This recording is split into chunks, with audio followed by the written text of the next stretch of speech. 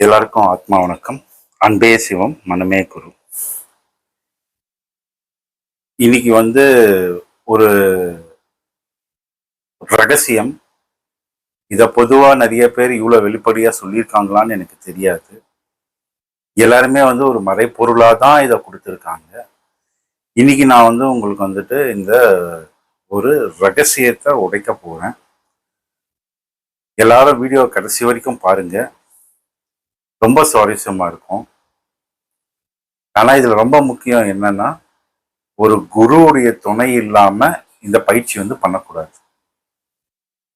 நான் முன்னாடியே சொல்லிடுறேன்.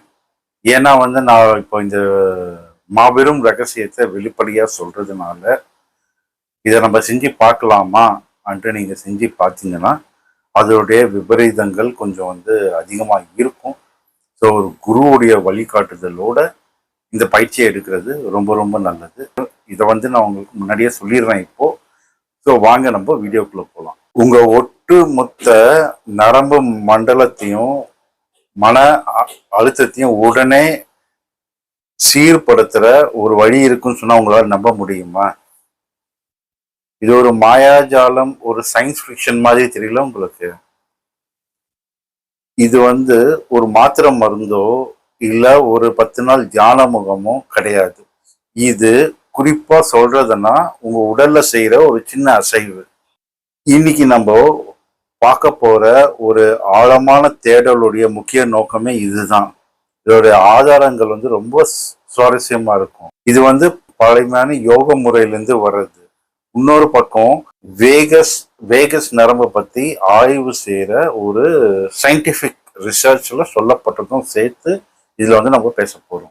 இது நான் ரகசிய கதவு திறக்கிறதுன்னு சொல்ல போறேன். இந்த ரகசிய கதவின் சாவியுடைய பேர் என்னன்னு பாத்தீங்கன்னா கேசரி முதிரை. இப்ப கொஞ்சம் ஆழமா யோசிச்சு பாருங்க. ஒரு சின்ன தசை அசைவு மொத்த உடலையும் பசி, தூக்கம், அதை போன்ற அடிப்படை உணர்வுகளை மாற்றி அமைக்கும். இது ரொம்ப ஆச்சரியமான விஷயம். பல தலைமுறைகளா இத ரொம்ப ரகசியமா பாதுகாத்து வந்த பயிற்சி இது. மனிதன் தன்னை மீறி உணர்ச்சிகளுக்கோ பசிகளுக்கோ அடிமை ஆகாம முழுக்க முழுக்க அவன் அவன் கட்டுக்குள்ள கொண்டு வர ஒரு செயலா இந்த கேசரி முதிரை செயல்படுது. உங்களுக்கு வெளி உலகத்துல இருக்கிற சத்தங்களை கட் பண்ணிட்டு உங்களுக்குள்ள இருக்கிற ஒரு புதிய உலகத்துக்கு கூட்டிட்டு போறதுதான் இந்த கேசரி முதிரை. இப்போ வெளி உலகத்துல கட் பண்றது என்று சொல்றோம். அதுன்னா என்னது? அதுக்கு முன்னாடி இந்த பெயர் காரணமே ரொம்ப ஆழமானது. கேசரி அப்படின்னா ஏதோ ஒரு வானத்துக்கு ஒரு பறக்கிற மாதிரி ஒரு அர்த்தம் வருதுன்னு கேட்கலாம். சமஸ்கிருதத்துல கேன்னா வானம் இல்ல ஆகாயம் இல்ல பிரபஞ்சம்னு அர்த்தம். சாரின்னா அதுல திரிவதுன்னு அர்த்தம். அப்போ கேசரி முதிரை என்ன பிரபஞ்சத்தில் திரிபவர் என்று அர்த்தம் வருது இதுக்கு. ஆனா இதுல நம்ம ரொம்ப முக்கியமா கவனிக்க வேண்டிய ஒரு சூட்சுமம் என்னன்னா, இங்க அவங்க சொல்ற பிரபஞ்சம் சும்மா நம்ம பார்க்குற ஆகாயம் இல்லை. அது நம்மளுக்குள்ளேயே இருக்கிற ஒரு வெற்றிடம். அப்போ இது நம்ம பார்க்குற வானம் கிடையாது, நமக்குள் இருக்கும் ஒரு பிரபஞ்சம். இதுதான் அண்டத்தில் இருக்கிறது, பிண்டத்துல இருக்கிறதுன்னு சொல்றது. ஒருத்தர் நம்ம நாக்க மெதுவா பின்னோக்கி நகர்த்தி உள்ள எடுத்துட்டு போறதுதான் இந்த கேசரி முதிரை. இது வரைக்கும் கண் காது வழியா வெளி உலகத்தை சுத்திட்டு இந்த மனம் நாக்கினுடைய இந்த நுட்பமான அசைவுனால அது உள்நோக்கி கவனிக்க ஆரம்பிக்குது. இப்போ பழைய காலத்து ரேடியோ இல்ல எஃப்எம் ரேடியோ ஃப்ரீக்வன்சி மாத்துவோம். தேவையில்லாத நெட்வொர்க் நம்மளுக்கு தேவையான ஒரு பர்டிகுலர் அலைவரிசையை நம்ம வைப்போம் இல்லையா? ஸோ அந்த மாதிரி தான் நம்ம வெளியே இருக்கிற தொடர்பை கட் பண்ணிட்டு உள்ள இருக்கிற அந்த நுட்பமான விஷயத்த நம்ம தொடர்பு கொள்றோம். இது என்ன பண்ணுதுன்னா நம்ம மூளைக்கு போற வெளி உலகத்திலிருந்து வர சிக்னல்களை தடுத்து நிறுத்துது. அப்போ உள்ள இருக்கிற விஷயங்களை உணர ஆரம்பிக்குது. ஒரு தசையை தான் நம்ம மடக்கிறோம், அதாவது நாக்குன்ற ஒரு தசையை மடக்கிறோம்.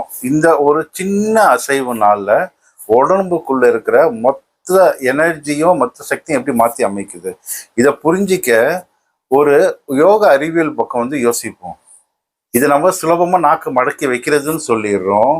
இதுல வந்து பழைய நூல்கள் வந்து என்ன சொல்லுது, இதை வந்து ரொம்ப நுட்பமா வந்து பழைய யோகத்துல சொல்லப்பட்டிருக்கிற மனித உடல்ல ஓடிக்கொண்டிருக்கிற அந்த பிராண சக்தி இருக்கு இல்லையா, அது இயற்கையாகவே கீழ் நோக்கி பாயும் தன்மை உடையது.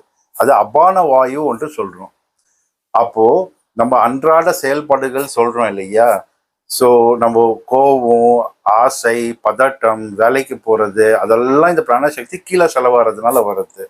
ஆனா நாக்க மடக்கும் பொழுது என்ன ஆகுதுன்னா, அந்த கீழ் நோக்கி போற சக்தியை வந்து நம்ம தடுத்து நிறுத்துறோம். அது போற பாதையை தடுத்து நிறுத்துறதுனால அந்த சக்தி வேற வழி இல்லாம மேல் நோக்கி பாய தொடங்குது. இதே தான் வந்து அஞ்சான் உடம்புக்கு சிரசே பிரதானம் என்று சொன்னாங்க.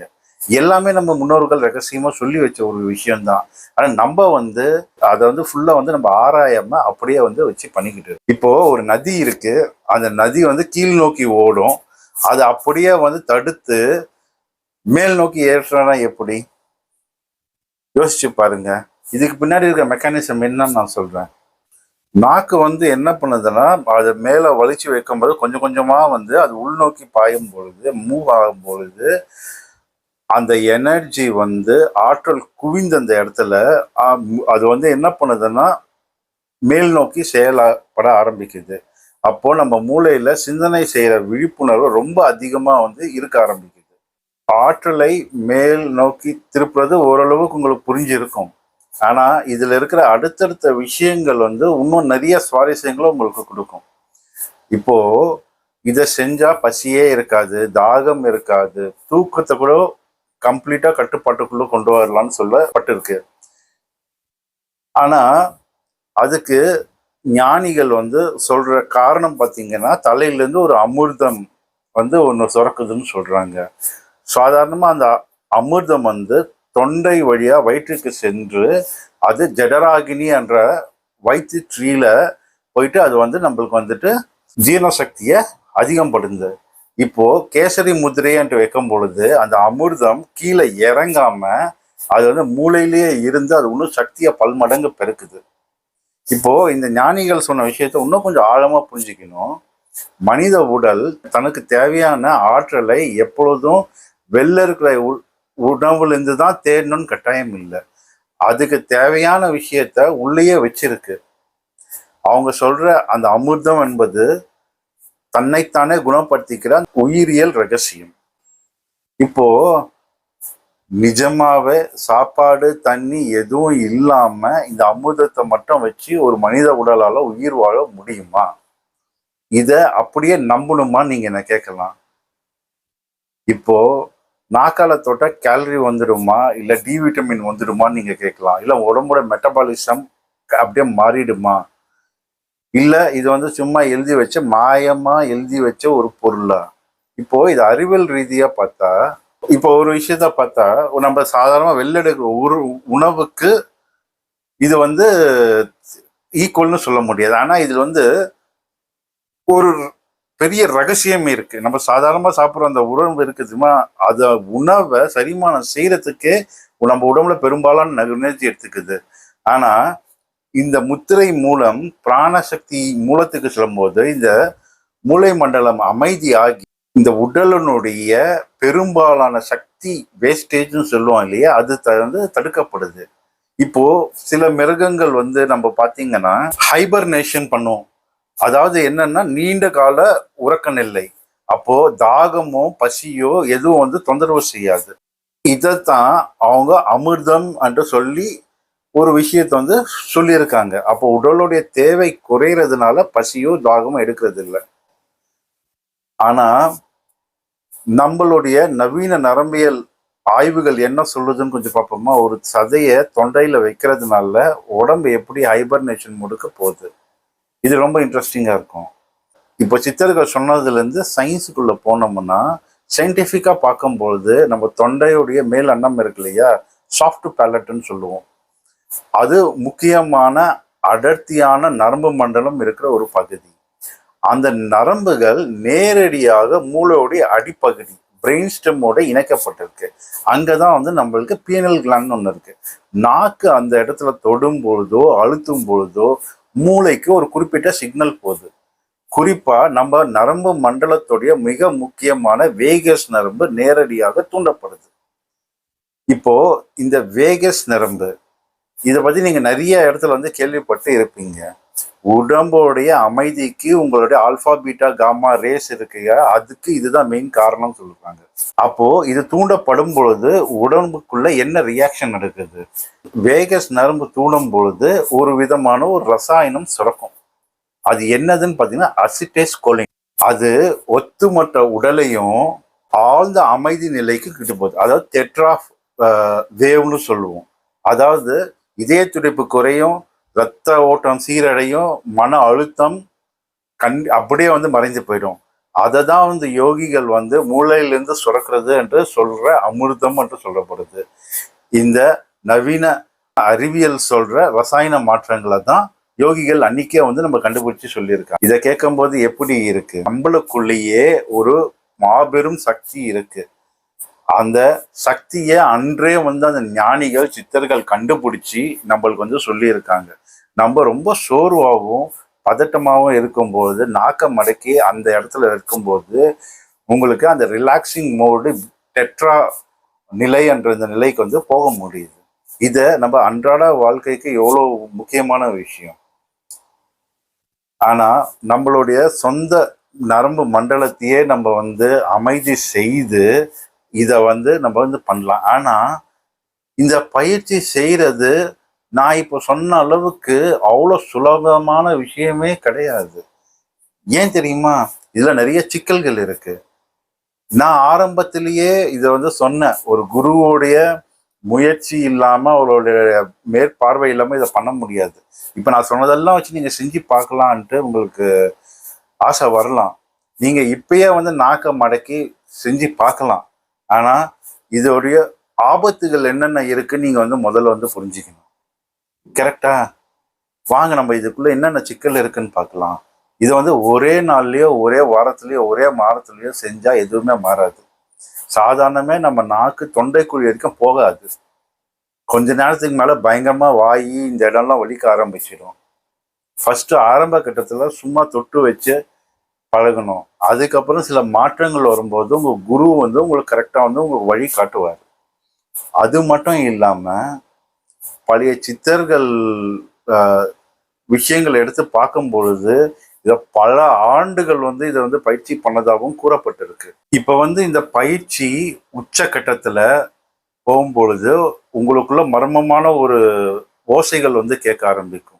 அதுதான் வந்து நாதம் என்று சொல்றது. அது வெளி உலகத்திலிருந்து வர சத்தம் இல்லை. வெளி உலகத்திலிருந்து மனம் முற்றிலும் விடுபட்டு உள் உலகத்துக்குள்ள போறதுன்றதுக்கான முதல் அடையாளமே இந்த ஓசை தான். அதாவது வெளியில இருக்கிற சத்தங்கள் எல்லாம் அடங்கி நம்ம மனம் ரொம்ப அமைதியான அப்புறம் நம்ம சொந்த உடலுக்குள்ள கேட்கிற சில சத்தங்கள் தான் அந்த சத்தங்கள். இதையெல்லாம் நம்ம வந்து துல்லியமா கேட்க ஆரம்பிப்போம். சயின்ஸ் இதை பத்தி என்ன சொல்லுது தெரியுமா?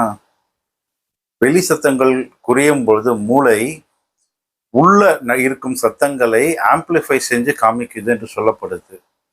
யோகிகள் தூய்மையான அதிர்வுகள் என்று சொல்லப்படுது. பிரபஞ்சோட நிசப்தமா இருந்தாலும் சரி, உங்களுக்குள்ள கேட்குற சத்தமா இருந்தாலும் சரி, எல்லாமே வந்து அழிஞ்சு போக ஆரம்பிக்கும். அப்போ உள்ள வந்து ஒரு ஆழமான அமைதியும் மௌனமும் இருக்க ஆரம்பிக்கும்.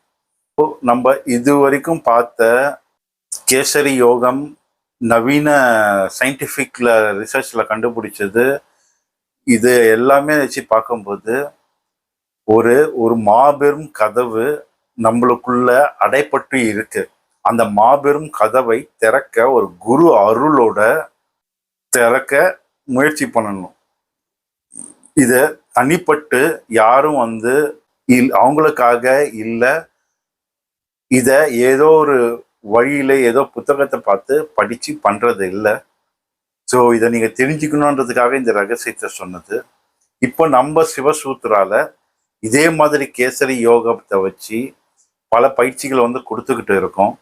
ஸோ விருப்பம் இருக்கிறவங்க நம்ம ஆன்லைன் ஒர்க் ஷாப் பண்ணுறோம், நேர்லேயும் சொல்லித்தரோம். விருப்பம் இருக்கிறவங்க நீங்கள் வந்து இந்த பயிற்சியை எடுத்து நீங்கள் அந்த பேரின்பம் என்ற விஷயத்த உணரணும், அனுபவிக்கணும்னு கேட்டுக்கிறேன். அன்பே சிவம், மனமே குரு. எல்லாருக்கும்